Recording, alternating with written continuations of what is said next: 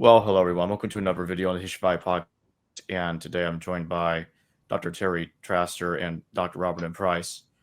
And today we're going to be talking about the James Ossuary, the James Ossuary controversy. Is the ossuary, is the inscription on the ossuary, the whole thing, authentic, partially authentic, or not at all? So that's what we're going to be talking about today. So Terry and Bob, thank you both for joining me. Oh, it's a Thank you for privilege. having me. So for a little recap, what exactly is the James Ossuary for viewers coming in that have never heard of this thing? Do you want me to go or do you want Dr. Price to go? Oh, go ahead. Okay. The James Ossuary is an ossuary. An ossuary is a bone box. The remains of a person, it actually started in 30 BC until 70. It only lasted for about 100 years. Whenever somebody passed away, they would take their body, put it on maybe an arcasolia or put it in a coquille, put it somewhere, then come back a year later, gather the bones and put it in this small bone box like you see here, the ossuary.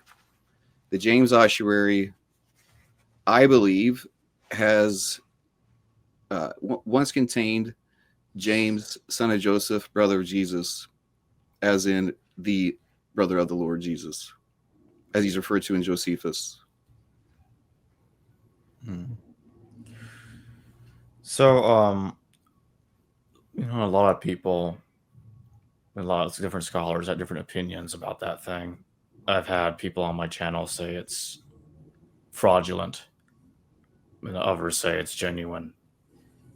I know you believe it's genuine, so I won't ask you what you think if it's genuine or not.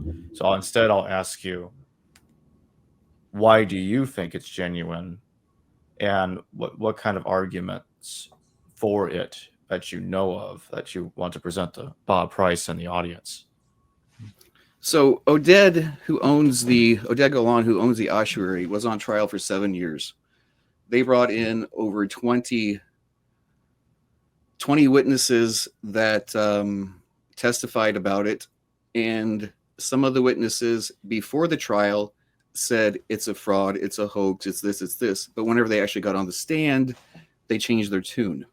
And at the end of the trial, the prosecutor, after he heard all of the witnesses, said that he would dismiss all of the charges if he could. But Oded was also charged with something very piddly, like not having a license or something. And so he didn't. And then after the trial, the Israeli Antiquities Authority, the IAA, wanted to confiscate it. Now, wait a minute. You guys just said this is a forgery. It's not worth anything, but we want it. That doesn't make any sense. So everybody knows it's real. Everybody knows the full inscription is real, but I can understand on the IAA's part, you have all these tombs around Jerusalem. Well, this ossuary is worth a lot. You don't have the resources to put guards at all these tombs. So it would be like a gold rush if they didn't say this is forged. If they came out and said, yes, it's real, and then people got into their minds, there's all these other tombs around Jerusalem, they might have something that's worth millions. Then you would have everybody going into all the tombs and robbing them. So they had to say it's forged. That's my belief. But you have the judge and the prosecutor at the end of the trial say the full inscription is valid. I don't know what else you can say about it. Everybody believes it's valid now. Well, I don't really take issue with that. I know a fellow of the Jesus seminar, when I was involved with it, Daryl Schmidt, I believe it was, said that the patina didn't penetrate all the way into the inscription, but from what you've sent me, it's been demonstrated that it does. Yes, sir. And so I don't have any problem with that. I've never really Well, I have thought it was probably a fake, partly, and I'd like you to comment on this, because didn't they find it in a guy's workshop who specialized in faking relics? Because that goes on. That's not to say real discoveries are not made, but what was it doing in there, do you think? And again, my assumption is that it is real now, but I'm just curious. Well, thank you, Dr. Price. Thank you. I converted you. Wonderful. Yeah, my problem is different, but in terms of it being an ancient ossuary, yeah, why not? Yeah, but go ahead. Okay. So do you remember that it went to Ontario? The Royal Ontario Museum had it, and Oded didn't know what he had.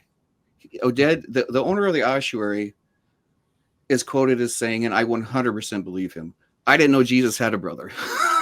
Cool.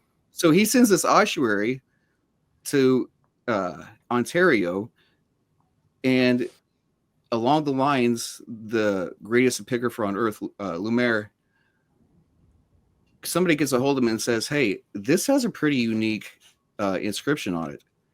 And he comes and he investigates and he says, oh, this is 100% genuine. And then the IAA, people look at the IAA like, why did you let this ossuary out of Israel? So they had egg on their face. Because it's worth so much, because, you know, Josephus talks about James and how wonderful James was, how everybody believed James. And he was a Zadik, he was a righteous, he was James the Just. And, you know, Dr. Eisenman, you know how he feels about James. Mm-hmm. And so the IAA, people were all over the IAA like, how could you let this get out of Israel? You should have never let this guy send this to Canada. So it comes back, and as soon as it enters Israel, they confiscate it. And then they try to say that it was forged, and they tried to say this, and they tried to say this. Well, Oded comes from big money. The owner of the ossuary, his family comes from big money. There'd be no reason for him to forge it. He has tons of money. There's no reason for him to forge it. Let's see. What does the government do with it these days? Is it an exhibit somewhere or private? It was on exhibit in Atlanta at a museum there. And now it's in between. I'm not sure what's going to happen, where it's going to go next. So are they implying they believe it is an actual ancient relic, even though? Oh, absolutely. Well, I guess by displaying it, I assume they're kind of admitting that it is an ancient relic, aren't they? Right. Well, which I guess can do, as the judge said, drop the charges. Right. One thing that troubles me about it, though, I have read, and that's about it. I've never done great research, but somewhere along the line, I read that the line brother Jesus is in a hand and looks like it was added. What's the story on that? What can you tell me about it? Because as I say, I don't really know much about it in detail. So one of the funniest things about that is the people that inspected it from the IAA in a report said they didn't find original patina in the James, son of Joseph, but they did in the brother of Jesus. Now, wait a minute. That's the exact opposite of what they said in the public. But that report got buried. So what happened, Oded's mom cleaned it, and she cleaned vigorously the front part and not so much the last part. And so the people that said they thought it was forged said, but we did find patina in the brother of Jesus part. Now that makes no sense. Why would you say that? Why would you say it's that the brother of Jesus part is forged if that's where you found the patina? Makes no sense. And that's in the trial. That's one of the things I sent you. Well, I caught on to the fact that the patina was where it should be. Yes, but sir. I'm thinking what what I had heard, and again, I don't remember this clearly enough, but that it was like it looked like it had been added subsequently, like a sort of a Two different scribal hands. marginal note, different Like, are you handwriting. saying that? Are you implying two different hands? Is that what you mean? Yeah, that's Yes. the So way that I. is also addressed in the trial, and everybody testified. No, it was one hand. And the Huh. reason okay, if you can see it, you can see it's not exactly flat, right? I mean, it's very weathered, and the I'm sorry, I didn't even realize that's what we call. Yeah. and so Shoot, the snapped out ossuary of it. is Right. yes, sir. So the ossuary itself, I mean, you can see the different divots and everything. So to say we think it was two different hands, they the experts blew that out and said, "Look, you can't say that because it's not level." So what they were saying was, it looks like two different hands because it's not the same depth. But whenever you actually looked at it microscopically, really got down to it, it 100% was one hand at the same time. Hmm. I got it up Well, on the screen, Bob, right here. yes, now, yeah, thank you. Yeah, Yeah. that is much clearer. Well, my big problem with it, assuming, and I wouldn't have to say assuming, you've demonstrated, they've demonstrated that it is, a genuine ancient artifact. But I've always had a problem with what Jim. Dr. Tabor? Tabor? Oh boy, I tell you. Let's see. Yeah, that he uses this argument that though all of the names appearing on it are fairly common, though I know in this paper you kindly sent me, he says, well, they're not all that common, but that he lay great store on the particular combination of names. You might find any one or two of them sprinkled around, but what are the chances that you would have this particular grouping that would match the household of Jesus? But I think that is made questionable. And you're talking about a guy who was too stupid to understand Bayesian probability, even. So, this is just what I'm thinking. There are other names that aren't attested in the Gospels. And Tabor, I think, says, well, what's stopping Jesus and Mariam from having kids? So they weren't mentioned in the Gospels, but that doesn't mean it wasn't them. Still, that's almost a kind of it seems to me, a far-fetched, sort of an ad hoc hypothesis. If you're going to say, it seems to me implicit in his argument is you have all these names and no other. Now that whose family does that fit? Well, it only seems to fit the Jesus family if you start shaving off names. And to me, that sort of weakens that argument. But that's not the only problem. Others have pointed this out. It's not original with me. These people are supposed to be in Galilee in the north. How'd they wind up all being buried in Jerusalem? Now you can come up with fairly plausible arguments for that. But then the fact that it's associated with this Jonah thing, that it's about resurrection in a cave that contains the remains of Jesus. They're celebrating the resurrection, of which this Talpiot ossuary would seem to be definitive proof against. I wonder if they got the wrong Jesus in that. I mean, celebrating the resurrection of this guy whose bones are right here. What resurrection? What do they make of that? It just seems terribly incongruous. Okay, Before so before you answer, Terry, I was going to make a quick comment. A couple of years ago, I actually asked Charles Pellegrino if he thinks there could be a connection between Judah, son of Jesus, in the Talpiot tomb with Elymas Bar Jesus in Acts. Oh, interesting. He said he never thought about that before. I just wanted to throw that in there. I've wondered if they were connected in the past, but I could just be seeing some that ain't there. But go ahead, Terry. Just want to throw that in here. So as far as how many people would be named James, son of Joseph, brother of Jesus, there was a statistician, world-renowned statistician, last name Fuchs.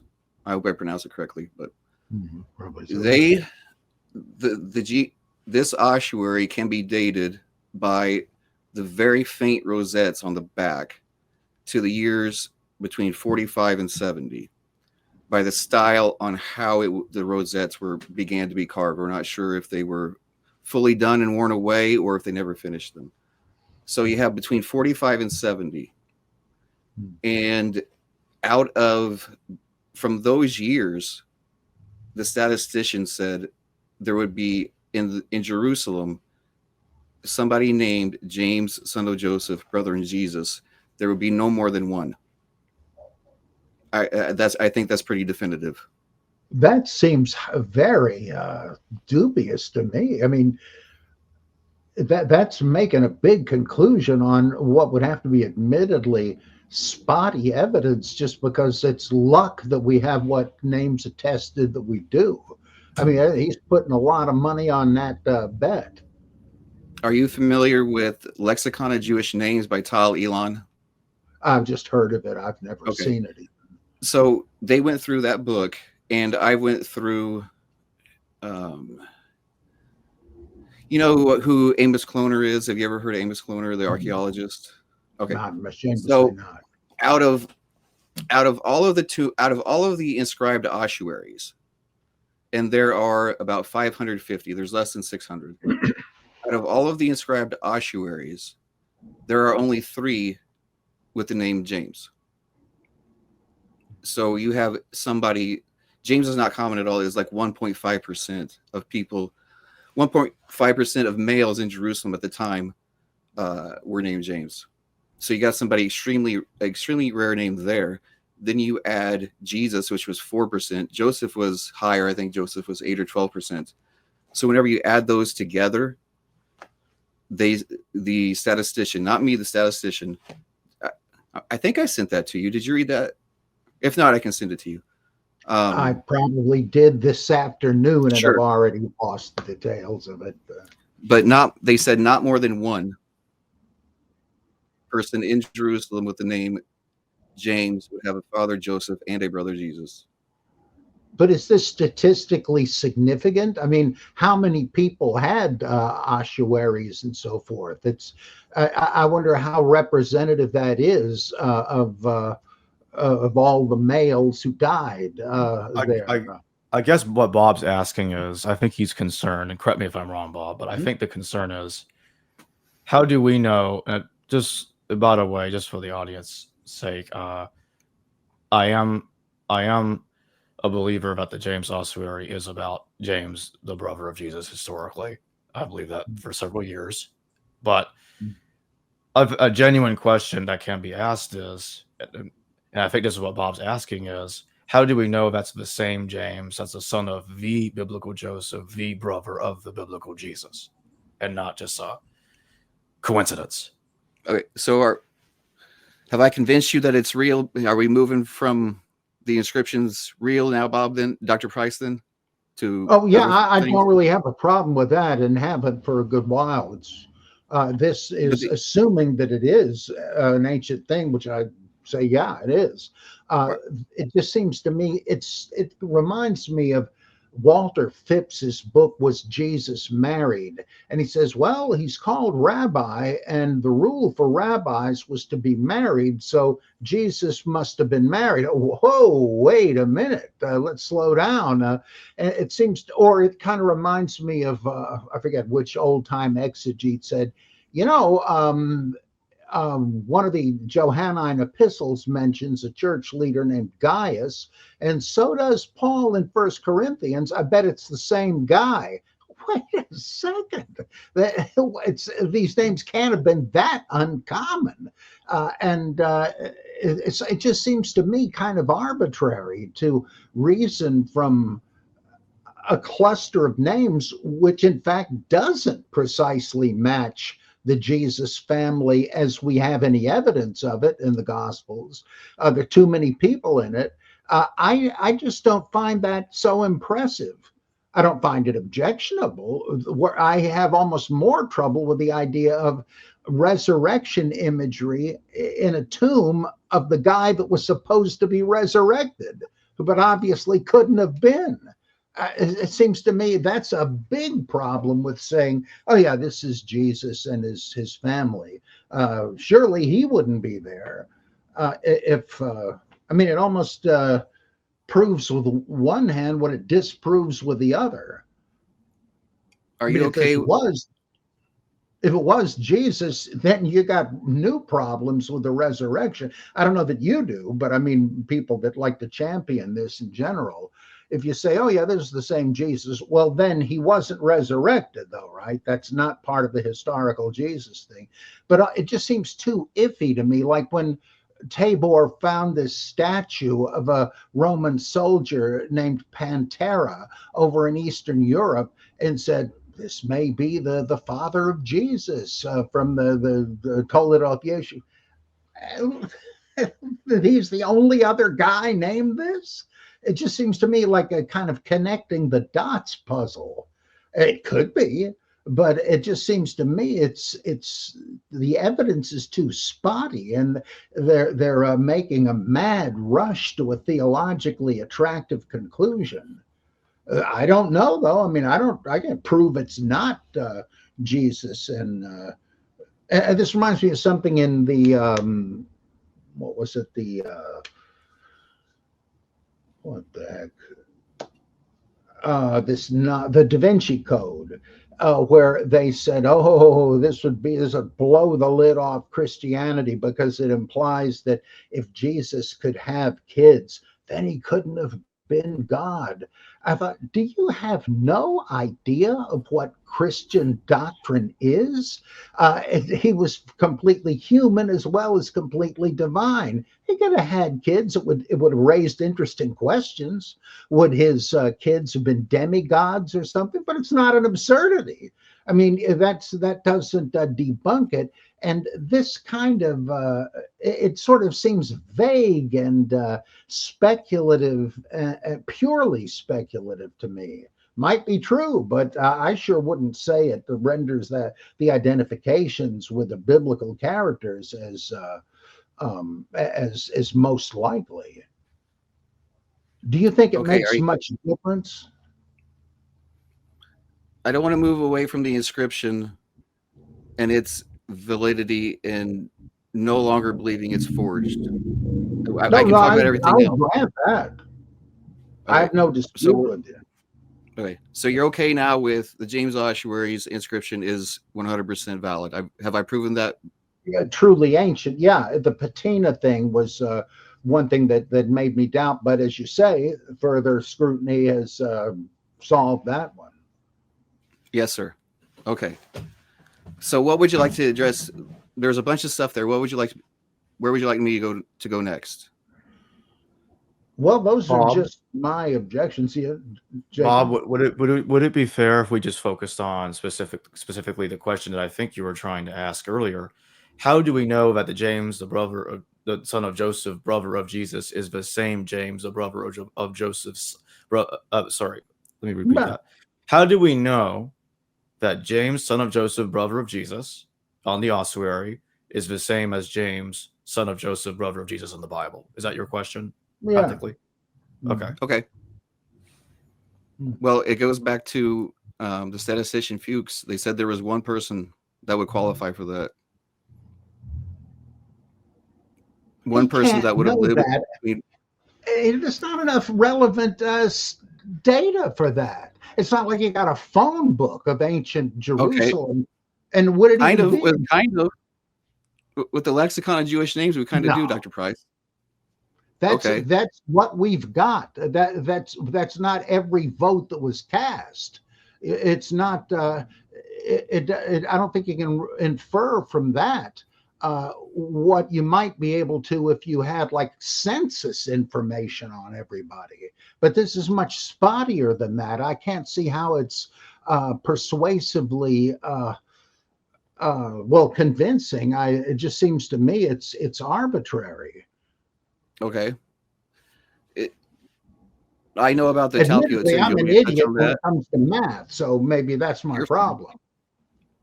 No, I So, am an idiot for that. no, you're I not. admit, No, you're no not. defense. Stop. So you brought up the No, you're not. Whenever Talpio. Bayesian probability comes up, I'm out the window. Yes, So and I actually worked through Dr. Price. I worked through all of that, all that statistician stuff. I went through all that stuff because I didn't want to believe this to begin with. Like, this sounds crazy.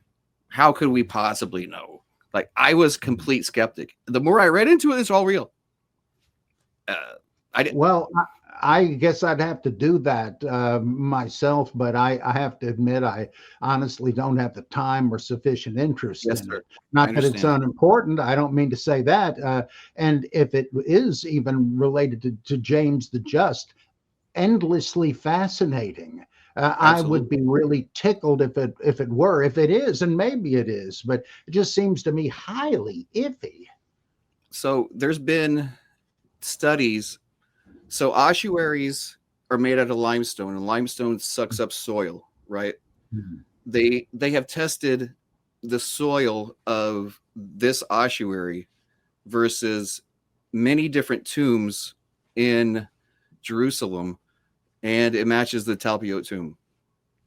The soil from inside of this ossuary matches the soil composition, the geochemistry of the soil from the Talpiot tomb.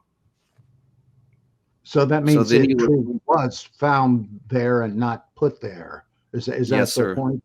Yeah. Oh, of Yes, course. sir. I wouldn't challenge that. And so then the next question is, well, the tomb was opened in 1980. When did it come out? And I've written a paper. It's being reviewed before I put it out. But in the early 70s, all of that area was under construction.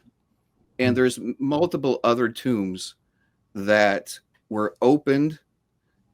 Stuff was taken out, and then the robbers don't take everything all at once because they don't want to, quote, flood the market. So they don't take all the ossuaries out.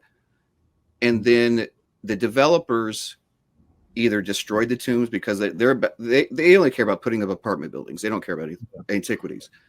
They either destroy the tombs or they just cover them back over. Well, what I've been able to show is in the early 70s, the Talpiot tomb was probably robbed. The James ossuary was taken out. The Talpiot tomb is unique because all the ossuaries in the Kokim and the little niches were covered with soil because there was an earthquake and then it flooded the tomb. So all these other ossuaries were covered with soil. Well, James was killed in, say, 62, so he would have been one of the last ones in. So he was probably right at the front. The tomb is open to the early 70s. Tomb robbers go in, they grab whatever they can, they get out. But anyway, so that's how you can say, yes, it does come from this tomb. And if you want to go through the names, if you want to go through the names, I've studied the names also. Because I know you Go ahead. I'm sorry. So you've made the point that some of the names don't fit, and I question what names do you think don't fit? Well, it's Jesus' son, Judas, and some of these married variants. They're not, according to Tabor, he doesn't even say that they are necessarily gospel characters. Some he says are, but there's some that it's not implausible that they're further relatives that don't happen to be mentioned there. But if the argument is this fits the text like a glove, I'm not so sure it does. There's an extra finger in there, and if the strength of the statistical argument is this particular group, which to me means these and no other. I mean, that might prove something, but this seems to me it's more imprecise than Tabor is implying. So if you're a fundamentalist and you don't want to think that Jesus was married with children, you can look at John whenever Jesus gives the beloved disciple, talks about the beloved disciple and the mother, right? If you say Jesus no way could have been married and have children, the beloved disciple could have been a child that Jesus adopted, and at the cross, here's your mom. You know what I'm talking about?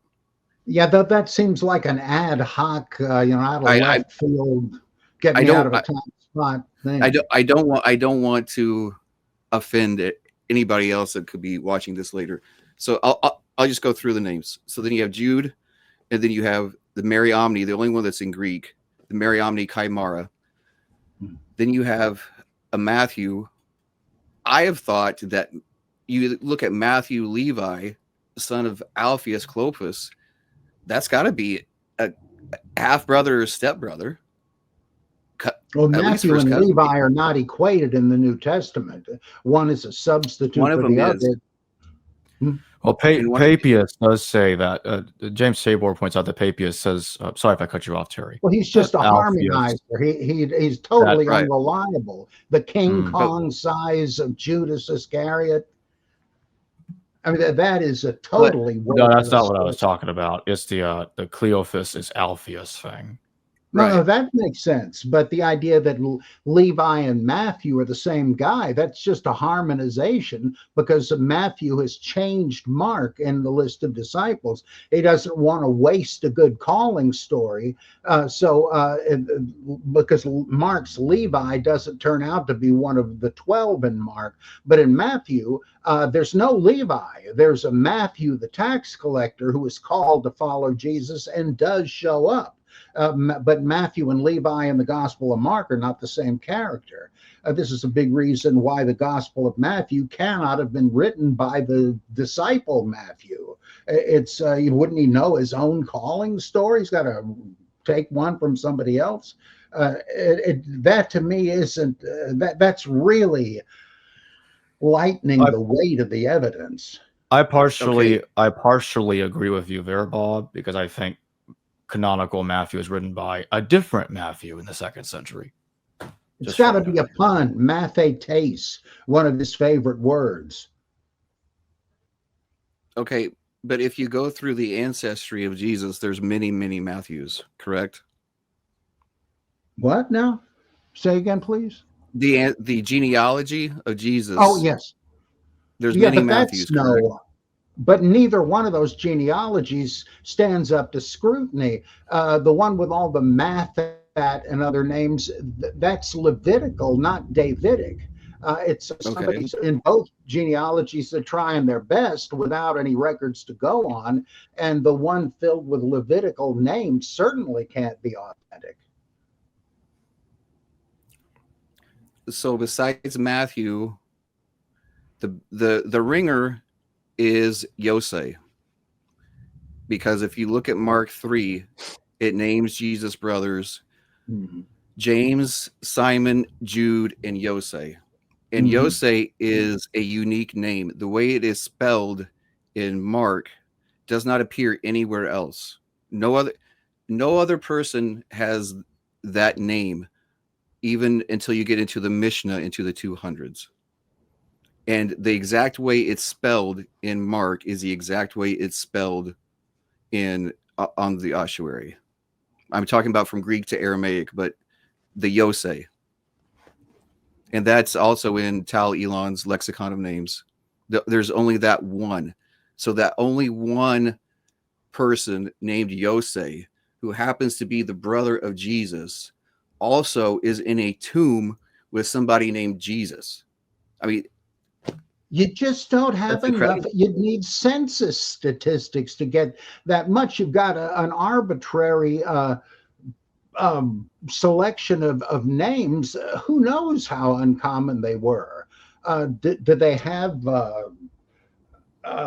addresses and stuff for every male that was in town during those years? It just seems to me the whole thing is flawed terribly on that argument. So if you go through the book, Tal Elon's Lexicon Names, and then you see how many times it occurs in her book, say it says Jesus occurs 4% of times. And if you look at the book that has all the ossuary names in it, it actually does match 4% of times. So it's these But ossuaries both are the fragmentary, they can't bespeak the distribution of names in the living population at the time, and that's what you would have to have, it seems to me. another name is the Latinized Maria. That I don't think there's more than 10 or 15 ossuaries that have the Latinized name of Maria the way it appears in the New Testament either. I just don't find this convincing. But however, just on the other side of the scale, you mentioned having a paper that's being reviewed at the moment. If they don't take it, or if you want to write another one, if they do, I'd be pleased to have you contribute something on this to my modest little publication, the Journal of Higher Sure. Criticism. So you'd be doing me a besides, favor. sure. So besides, we talked about the soil, and there was another study done that measured lead isotopes. It went through Sepphoris, Qumran, all in Jerusalem, all these various places around Israel, and the lead isotopes. You get the lead isotopes from the water you drink, so we can tell where you grew up or where you spent the most time by the amount of lead isotope that's in your blood, and then from your blood into the ossuary.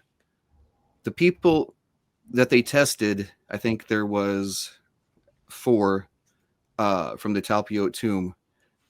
The Jesus son of Joseph, his blood said the lead isotope matched Qumran.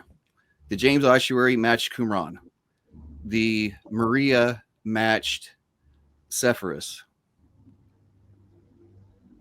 I mean, I don't remember the other ones because those just blow me away. So the people that were buried in this Talpiot tomb were not from Jerusalem. They were from other places. And you got James, and you got Jesus, both with the lead isotopes that say that they drank a lot of water from Qumran. That's amazing to me. Well, the connection between the Jesus and James and Qumran is pretty iffy in itself. It's certainly not implausible, and I'm a great admirer of Eisenman, but that in itself is a matter of huge debate among scholars, for what that's worth. So it seems to me you can't take an avidly debated assertion and make that a foundation stone for, as if it were secure for an argument about something that is just as dubious or controversial. Dubious is probably too weighted a word, but it just seems to me it's a chain of weak links. Maybe this, maybe that. And you just add up 2 maybes, and it's not as strong as either of the originals. C.S. Lewis said this about critical hypotheses. Of course, he was oblivious of the fact that the same is true of apologetical arguments. Any chain of merely plausible arguments turns out to be a chain of weak links, which is no problem unless one is trying to definitively prove something. And I find that almost impossible to do in any New Testament matter. It's all very iffy, and that's what's maddening about it. Have you ever seen the James? Go ahead. Sorry. Have you ever seen the James and the Jesus ossuaries? Just pictures, or do you mean the documentary about? But no. Have you seen the pictures together? Yes, but long ago. I don't remember really specifically. Jacob, do you have that handy or not? Or could I send it to you? You can send it to me over Discord or email. Okay, you should have it any second now.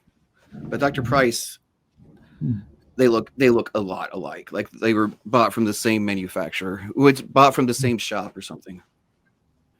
Wouldn't things be different if the ancient Greeks had invented photography, which, from what I'm told, they could have done? Just never occurred to anybody to put this and that together, stuff that was available at the time. And we could settle a bunch of these issues. We had, hey, here's a photo of Jesus. Yeah, there we go. Yeah. Yeah, it looks very similar, like they, stamped from the same assembly line. Yeah. Mm-hmm. Is it actually trapezoidal, or is it just the angle? Yes, sir. No, sir. They're both trapezoids, which is Wow. Why is that? Fascinating. Not cheap. They were cheap. Huh. Because they want the rich people. Have you ever seen the Caiaphas ossuary? That's amazing. I don't think how ornate it is. But they wanted them square, and if you got a trapezoid, that means that the piece of stone it was carved from probably wasn't that great to begin with. Oh, wow. I think it's pretty neat looking. If they ever stick my skeleton in one, I hope it's a trapezoid. That's the Caiaphas ossuary right here. Wow, pretty spiffy. Yeah. Jeez. Huh. Not bad for an eternal resting place. And actually, the Mary Omni is pretty ornate also, and it's in Greek. And if you think that that is Mary Magdalene, and Mary Magdalene had a bunch of money, then that fits.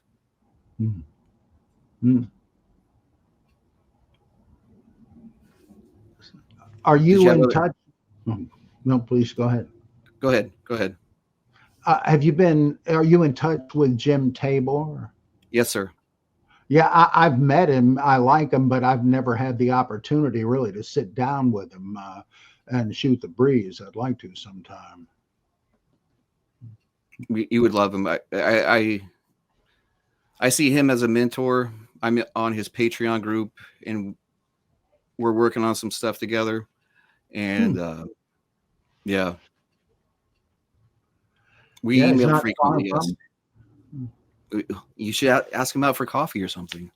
Yeah, I tried that with Bart Ehrman, but he's giving me the cold shoulder. He's even nearer. But yeah, maybe I can arm twist these guys to get together.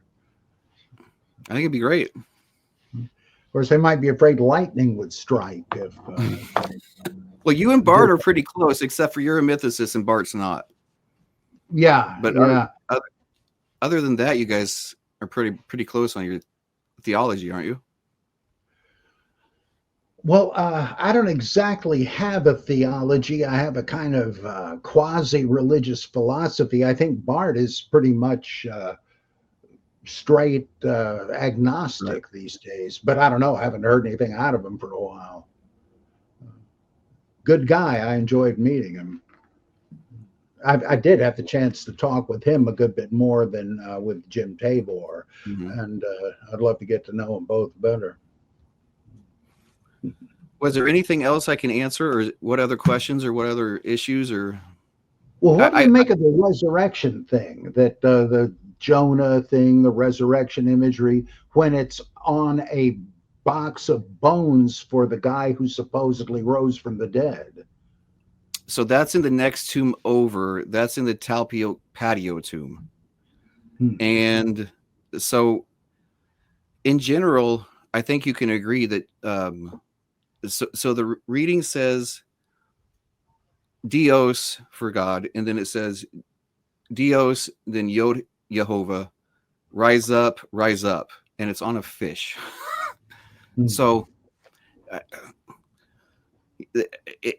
if you read the New Testament, you put two and two together. I think Jews in general didn't put God or anything like that on any ossuaries. This ossuary is 100% unique with this.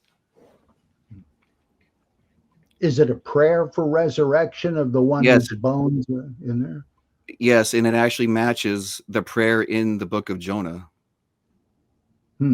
My soul has gone to Sheol, and then it says, "Oh God, rise up, rise up." So it matches the prayer from Jonah. And Jews didn't use the book of Jonah because Jonah didn't obey God.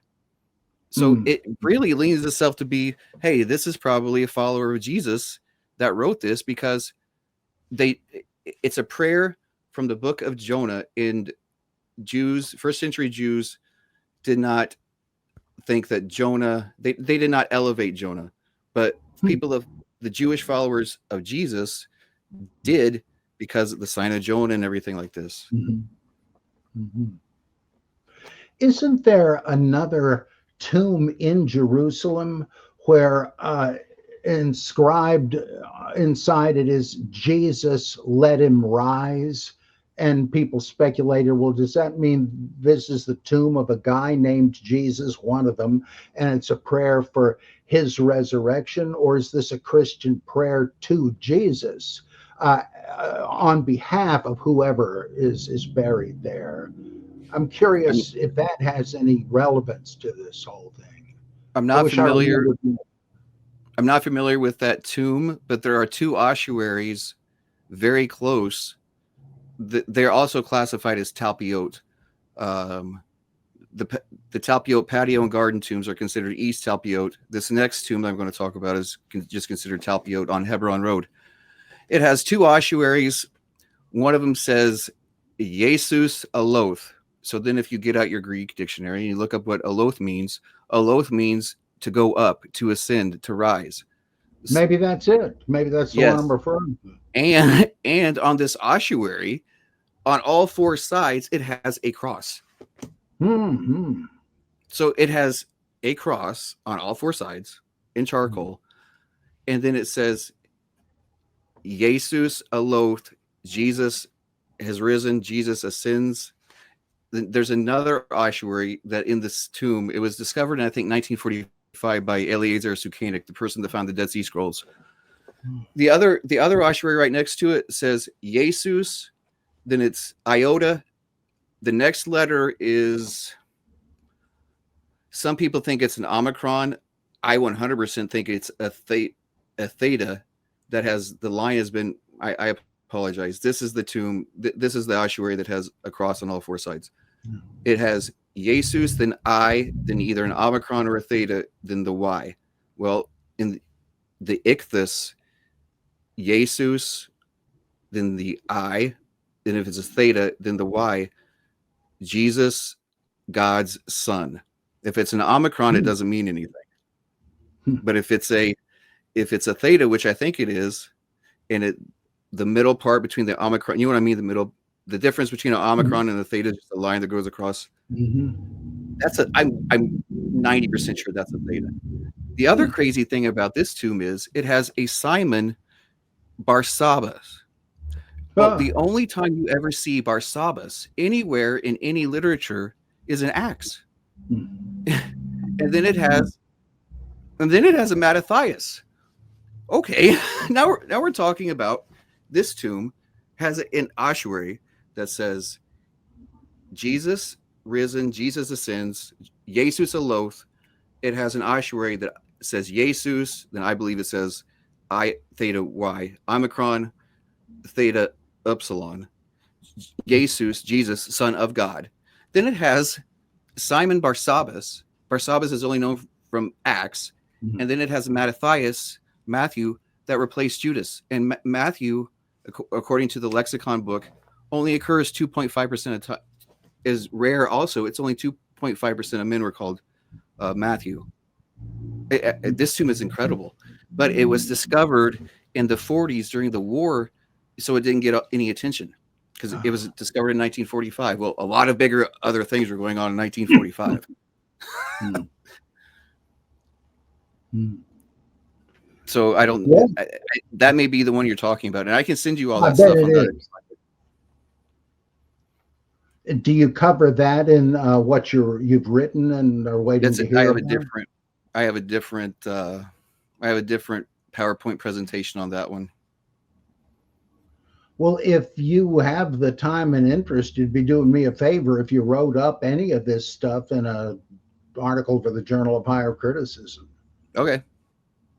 Yeah, I'd love to have it. I'm a terrible writer. I'm a science guy. my degree is where it says doctor. Like I told you guys, I don't know, it was before or after we started recording. It's doctor of pharmacy. So I'm completely, what is that, left brain, where I'm just science. I cannot write very well, but what I can do is clip stuff and then make the PowerPoint presentations out of it. But I'd be happy to send you that stuff. Yes. Well, great. If need be, I could smooth that out literarily if I thought it needed it, and submit the result to you for your approval. Sure. Well, I'd love to have you in there.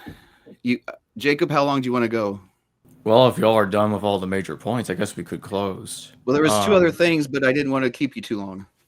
No, you got me started. You can cover it. Right. But what I'd like to do at some point, if James Tabor is willing, is I'd like to get him and Bob Price, and also you, if you want, together to have another discussion on this. Terrific. Okay. Yeah, let's see if we can make that happen. But go ahead, Terry. So, have you ever heard of Dr. Price? Have you ever heard of Dominus Flevit, the Mount of Olives? Is that a person you're talking about? Dominus Flevit is the necropolis on the Mount of Olives. Oh no. Okay, totally so there's an ossuary there that has, and I don't think Rome appreciates this, but it says Simon, son of Jonah. Well, that's what Jesus called Simon. That's what he called Simon Peter, Simon, son of Jonah. And then around it are all these ossuaries with the Kairos. You know what I mean by the Cairo? And then one of them has the Cairo with the beta on it, which is that part means, what is it, Bothos or something like this, and that means helper, or it's not savior, it's something else, but helper or something like that. And then there's another all over the necropolis of Dominus Fleva on the Mount of Olives. There's all kinds of what I 100% believe are the first followers of Yeshua, the first followers of Jesus, with all of the icons, with all of the all of the different, what you think of as primitive Christian symbols. And then there's one that was discovered in 1873, the Mount of Offense, and it has all of these symbols, very primitive symbols that you think of as primitive Christian symbols. And there's some really, really odd ones, some really, really unique ones. And I spent a lot of time on this. Well, these very unique symbols, the way that they have the anchors, and then just the other symbols. I'm going to try to keep this as short as I can. Those symbols match. It's across the Jordan. It's in either Farj, Kokaba, basically around the Decapolis, around the Pella. So it goes to this. The flight to Pella really sounds like it really did happen, because you're talking about unique symbols on the Mount of Offense in Jerusalem, and these same symbols on lintels in Pella, just say Pella, Jordan.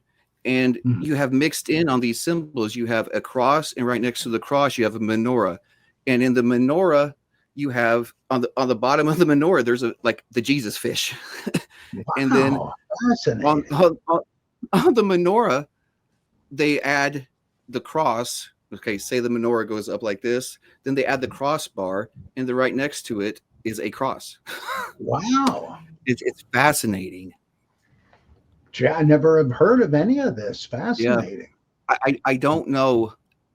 I don't know why apologists, I don't know why Christians, I don't know why people, everybody just looks at texts. Nobody looks at the hard stuff like archaeology like this. I don't know why, because there is a lot out there that matches. Yeah. Wow. Yeah, I'd just love to have you expound on this interesting stuff in an article. Wow. I actually have written, I've called it the Encyclopedia of the Archaeology of the Primitive Christians. And I think I have about 600 slides and links, because as I want to be as 100% scientific, 100% accurate as I possibly can. I don't want anything to ever come back on me that I fudged anything, because I don't want that.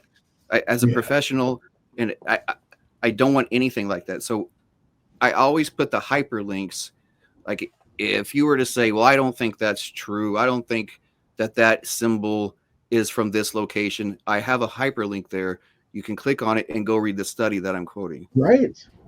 I'm not, it's very rough. I need to polish it up, but hopefully eventually I'll get it polished and be able to get it out there.